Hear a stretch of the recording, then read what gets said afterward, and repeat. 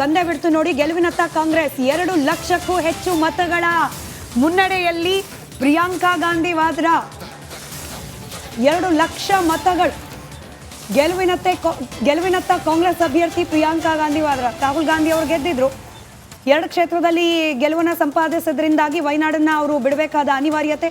ಹಾಗಾಗಿ ಅಲ್ಲಿ ನಡೀತಾ ಇರುವ ಬೈ ಎಲೆಕ್ಷನ್ ಪ್ರಿಯಾಂಕಾ ಗಾಂಧಿ ಅವರನ್ನ ಮತ್ತೊಮ್ಮೆ ಕಾಂಗ್ರೆಸ್ ಪಕ್ಷಕ್ಕೆ ಗೆಲುವನ್ನ ಕೊಡುವ ನಿರ್ಧಾರ ಮಾಡುವ ಮೂಲಕ ಪ್ರಿಯಾಂಕಾ ಗಾಂಧಿ ಅವರ ಮೊದಲ ಚುನಾವಣಾ ರಾಜಕೀಯದ ಪ್ರಯತ್ನದಲ್ಲೇ ಗೆಲುವಿನ ನಗೆ ಬೀರುವಂತೆ ಮಾಡಿದ್ದಾರೆ ವಯನಾಡಿನ ಮತದಾರರು. Back to Channapatna.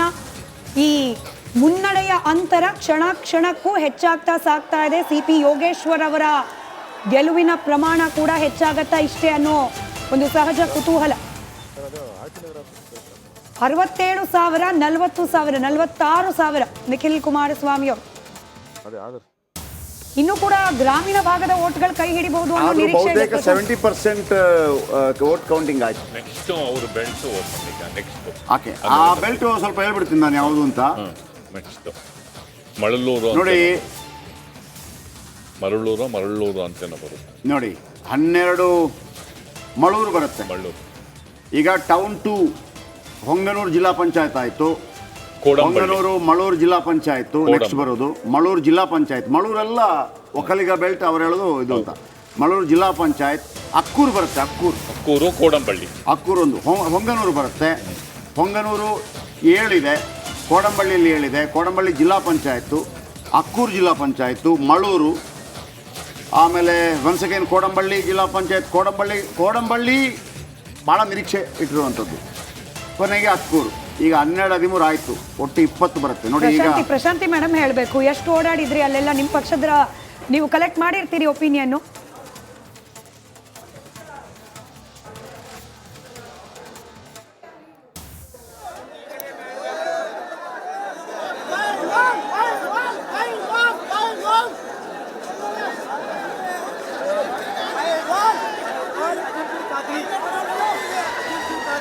ಕೊಟ್ಟು ನೋಡೋಣ ಅಂತ ಇನ್ನೊಂದು ಕಡೆ.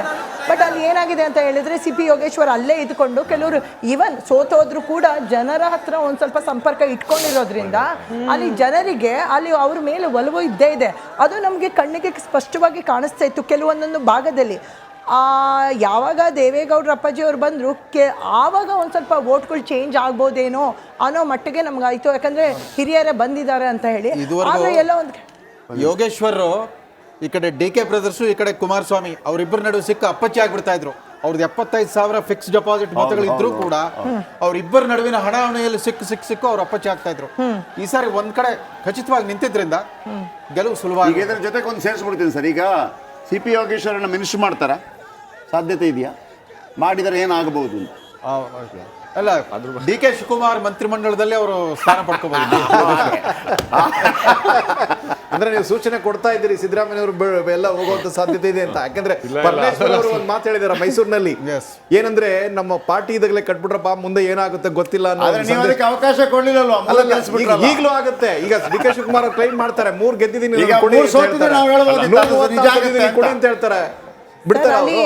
National election Maharashtra Jharkhand result ಒಂದ್ ಕಡೆಗಿದ್ರೆ ಈ 3 ಉಪಚುನಾವಣೆಗಳ ಫಲಿತಾಂಶ ಡೆಫಿನೆಟ್ಲಿ ಕರ್ನಾಟಕದಲ್ಲಿ ರಾಜಕೀಯ ಪಕ್ಷಗಳಲ್ಲಿ ವಿದ್ಯಮಾನಕ್ಕೆ ಕಾರಣ ಆಗುವಂತಹ ಪರಿಣಾಮ ಬೀರುವಂತಹ ರಿಸಲ್ಟ್. ಗೆದ್ದ ಪಕ್ಷದಲ್ಲೂ ಸೋತಿರೋ ಪಕ್ಷಗಳು ಹೇಳ್ತೀನಿ. ಓಕೆ, ಇದಾಗಲಿ. ಗ್ರಾಮಾಂತರ ಭಾಗದಲ್ಲೂ ಯೋಗೇಶ್ವರ ಮುನ್ನಡೆ ಕಾಯ್ದುಕೊಂಡಿದ್ದಾರೆ. ಹಳ್ಳಿಯಲ್ಲೂ ಕೂಡ ನಿಖಿಲ್ಗೆ ಮತದಾರರು ಅದಕ್ಕೆ ವೋಟ್ ಹಾಕಿಲ್ಲ. 22,000 ಮತಗಳಿಂದ ಯೋಗೇಶ್ವರ ಮುನ್ನಡೆ. ತುಮಕೂರಿನೊಬ್ರು ಜ್ಯೋತಿಷ್ ಅವರು ನಿಖಿಲ್ ಕುಮಾರಸ್ವಾಮಿಗೆ ರಾಜಯೋಗ ಬಂದ್ಬಿಡ್ತು ಅಂತ ಪಾಪ ಡಿಕ್ಲೇರ್ ಮಾಡಿದ್ರು. ಎಲ್ಲಾ ಚಾನೆಲ್ಗಳಲ್ಲೂ ಅವರ ಭವಿಷ್ಯವಾಣಿ. ಸೂರ್ಯಮುಖರಾಜ್, ಈಗ ದೊಡ್ಡ ಚರ್ಚೆ ಆಗ್ತಾ ಇದ್ದದ್ದು ಏನು ಗೊತ್ತಾ? ಈ ಕರ್ನಾಟಕದಲ್ಲಿ ವಿಶೇಷವಾಗಿ JDS ಜೊತೆಗಿನ NDA ಸಂಬಂಧ ಈ ಎಲೆಕ್ಷನ್ ಮೇಲೆ ನಿರ್ಧಾರಿತ ಆಗತ್ತೆ ಅಂತೇಳಿ. ಲೋಕಸಭಾ ಚುನಾವಣೆ ಅದು ದೊಡ್ಡ ಮಟ್ಟದಲ್ಲಿ ಆಗುತ್ತೆ. ಅದರಲ್ಲಿ 28 ಕ್ಷೇತ್ರಗಳಿರೋದು, ದೊಡ್ಡ ದೊಡ್ಡ ನಾಯಕರುಗಳು ಬರ್ತಾರೆ. ದೇವೇಗೌಡರು ಇರ್ಬೋದು, ಮೋದಿ ಇರ್ಬೋದು, ಕುಮಾರಸ್ವಾಮಿ ಇರ್ಬೋದು, ಕಾಂಗ್ರೆಸ್ ಬೇರೆ ಇರ್ಬೋದು. ಈಗ ಎಲ್ಲ ಅವಕಾಶಗಳನ್ನು ಮುಕ್ತವಾಗಿ ನೋಡಿ. ಜಿಲೇಬಿನ ಇದು ಯಾವುದು? ಜಾಂಗೀರ್ ಜಾಂಗೀರ್ ಬರಲ್ಲ ಈಗ ಜಾಸ್ತಿ. ಜಾಂಗೀರೋ ಲಾಡುನೋ ಒಟ್ನಲ್ಲಿ ಅದನ್ನೆಲ್ಲ ಬಾಚ್ ಬಳದ ಯಾವುದೇ ಪಾರ್ಟಿ ಆಗಲಿ ನಾವು ಅದೇ ಹೇಳ್ತಾ ಇದ್ದದ್ದು. ಲೋಕಲ್ ಸ್ವೀಟ್ಸ್ ಲೋಕಲ್ ಸ್ವೀಟ್ ನಮ್ದು ನೋಡಿ ಕರ್ನಾಟಕ ಜಾಂಗೀರ್ ಫೇಮಸ್ ಅಲ್ಲಿ ಮೈಸೂರು ಪಾಕ್ ರಾಮನಗರದಲ್ಲಿ ಮೈಸೂರು ಪಾಕ್ ಫೇಮಸ್. ನೋಡಿ ಕರ್ನಾಟಕದ ಮತದಾರರ ಮೈಸೂರು ಪಾಕ್ ಹಂಚ್ಬೇಕಲ್ಲ ಅಲ್ಲ, ಕರ್ನಾಟಕದ ಮತದಾರರ ಒಲವು ಹೆಂಗಿರುತ್ತೆ ಅಂತಂದ್ರೆ, ಯಾವ ಕರ್ನಾಟಕದ ಮತದಾರರು 2023 ಅಸೆಂಬ್ಲಿ ಚುನಾವಣೆಯಲ್ಲಿ ಕಾಂಗ್ರೆಸ್ಗೆ 136 ಸೀಟ್ ಕೊಟ್ಟಿದ್ರು, ಅದೇ ಮತದಾರರು 2024 ಲೋಕಸಭಾ ಚುನಾವಣೆಯಲ್ಲಿ 142 ಸೆಗ್ಮೆಂಟ್ ವಿಧಾನಸಭಾ ಕ್ಷೇತ್ರಗಳಲ್ಲಿ ಎನ್ಡಿಎಗೆ ಲೀಡ್ ಕೊಟ್ಟರು. ಆಮೇಲೆ ಇದೇ ಇವತ್ತಿಂದಲ್ಲ, ಇದು ದೇವೇಗೌಡರು ಪ್ರಧಾನಮಂತ್ರಿ ಆಗಿ ಹೋದಾಗ ರಾಮನಗರ ಕ್ಷೇತ್ರ ತೆರವಾಗಿತ್ತು. ಸೂಪರ್ ಸ್ಟಾರ್ ಅಂಬರೀಷ್ ಕರ್ಕೊಂಡು ಬಂದು ತಂದು ನಿಲ್ಸಿದ್ರು ಜನತಾದಳದವರು. ಅವ್ರ ವಿರುದ್ಧ ಲಿಂಗಪ್ಪ ಗೆದ್ಬಿಟ್ರು, ಕಾಂಗ್ರೆಸ್ ಗೆದ್ಬಿಡ್ತಲ್ಲ, ಪ್ರಧಾನಮಂತ್ರಿ ಖಾಲಿ ಮಾಡಿದ ಕ್ಷೇತ್ರ. ಅಂದ್ರೆ ರಾಮನಗರ ಮತ್ತು ಚನ್ನಪಟ್ಟಣದ ಕಡೆ ಬರ್ತಾರೋ ಅಂತಿಂತವ್ರಲ್ಲ. ಇದು ಈ ಆಂಗಲ್ ಸರ್. ಈಗ ನೋಡಿ, ಟೇಕ್ ದಮ್ ಫಾರ್ ಗ್ರಾಂಟೆಡ್. 3 ಕ್ಷೇತ್ರಗಳಲ್ಲೂ ಕಾಂಗ್ರೆಸ್ಗೆ ಮುನ್ನಡೆ. ಇದು ಗೆಲುವಾಗಿ ಪರಿಣಮಿಸಿದ್ರೆ ಸಿದ್ದರಾಮಯ್ಯನವರಿಗೆ ಮತ್ತಷ್ಟು ಶಕ್ತಿ ತುಂಬಿದಂತಾಗತ್ತಾ?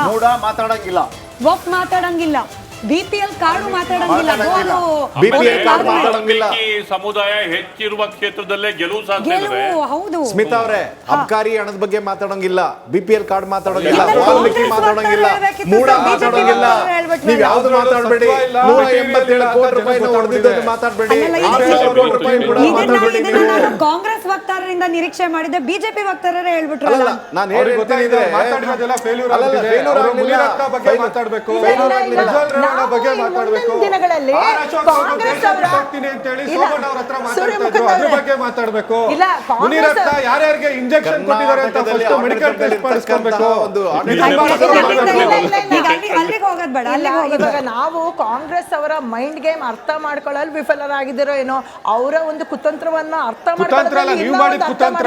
ರಾಜಕೀಯ ಪಕ್ಷಗಳಿಗೆ ಮತದಾರರ injection. ಮುಂದಿನ ದಿನಗಳಲ್ಲಿ ಮುಂದಿನ ದಿನಗಳಲ್ಲಿ ಯಾವ ರೀತಿ ಕಾಂಗ್ರೆಸ್ ಅವರ ಒಂದು ನಾವು ರಣತಂತ್ರ ಮಾಡ್ತೀವಿ, ನಿಮ್ ತರ ಕುತಂತ್ರ ಮಾಡಲ್ಲ. ಚುನಾವಣಾ ಕಾರ್ಯತಂತ್ರ ಮಾಡ್ತೀವಿ. ಗಿಫ್ಟ್ ಕಾರ್ಡ್ ಕೊಟ್ಟಿದ್ದೀರಾ ನೀವು ನೀವು. ಸಮೃದ್ಧಿ 12 ಮಂಜುನಾಥ್ ಗಂಟೆ ಹೇಳಿ ಇದನ್ನ ಅನ್ಸಿದೀರಾ? ಅಲ್ಲ ರೀ, ನಮ್ಮ ಹತ್ರನೂ ಇದಿದಾವೆ, ದಾಖಲೆಗಳಿದಾವೆ. ಸಮೃದ್ಧಿ ಮಂಜುನಾಥ್ ಯಲಹಂಕದಲ್ಲಿರುವಂತ ಜ್ಯುವೆಲರಿ ಶಾಪ್ ನ ಓಪನ್ ಮಾಡಿಸ್ಬಿಟ್ಟು ಏನ್ ಅನ್ಸಿದೀರಾ ಅಂತ ನಮಗೂ ಗೊತ್ತಿದೆ. ಚನ್ನಪಟ್ಟಣದ ಮತದಾರರು, ಗ್ರಾಮಾಂತರದ ಮತದಾರರು ಯಾರು vote ಹಾಕಿಲ್ಲ ಅಂದ್ರೆ ನಿಖಿಲ್ ಕುಮಾರಸ್ವಾಮಿ ನೋಡೇ ಇಲ್ಲ ಅವ್ರು ಯಾರು. ಸೂರ್ಯಮುಖಲ್ ಅವರ ಪ್ರಶಾಂತಿ ಮೇಡಮ್, ಒಂದ್ ಕೆಲಸ ಮಾಡೋಣ, ಒಂದು ಆತ್ಮಾವಲೋಕನ ಆಗ್ಬಿಡ್ಲಪ್ಪ. ಯಾಕೆ ಈ ಮಟ್ಟದ ಡಿಫ್ರೆನ್ಸು? ನೀವು ಕೂಡ ಬಹಳ ನಿರೀಕ್ಷೆಯಲ್ಲಿದ್ರೆ ನಿಖಿಲ್ ಕುಮಾರಸ್ವಾಮಿ ಅವ್ರ ಪರವಾಗಿ ಬಂದೇ ಬರುತ್ತೆ ಓಟ್ಗಳು ಅಂತ ಹೇಳಿ, ಯಾಕೆ ಆಗಿರಬಹುದು? ನಾನು ಹೇಳ ಇಲ್ಲ, ಅವ್ರು ಒಂದ್ ನಿಮಿಷ, ಮುಸ್ಲಿಂ ಒಂದ್ ನಿಮಿಷ. ನಿಮ್ಗೆ, ಅವ್ರು ಮುಸ್ಲಿಂ ನೋಡಿ, ನಿಮ್ಗೆ. ಇಲ್ಲಿ ಕೆಲವೊಂದೊಂದು ಯೋಗೇಶ್ವರ್ ಅವರು ಒಂದು ಮಾತಾಡ್ತಾರೆ. ಈ ಸಮೀರ್ ಅಹಮದ್ ಖಾನ್ ಅವರು ಹೇಳಿಂಥದ್ದು ಪಾಸಿಟಿವ್ ಆದ್ರೂ ಆಗ್ಬೋದು, ನೆಗೆಟಿವ್ ಆದ್ರೂ ಆಗ್ಬೋದು. ಪಾಸಿಟಿವ್ ಎಲ್ಲಾಗಿದೆ, ಮುಸಲ್ಮಾನ ಸಮುದಾಯಕ್ಕೆ ಪಾಸಿಟಿವ್ ಆದ್ರೂ ಒಕ್ಕಲಿಗರ ಮತ ಸೆಳೆಯುವಲ್ಲಿ ಎಲ್ಲೋ ನಾವು ವಿಫಲರಾಗಿದ್ದೀರಿ. ಅವ್ರಿಗೆ ಮತ್ತೆ ನಾನಲ್ಲಿ ರೂಟ್ ವರ್ಕ್ ಮಾಡಿದ್ದೀನಿ.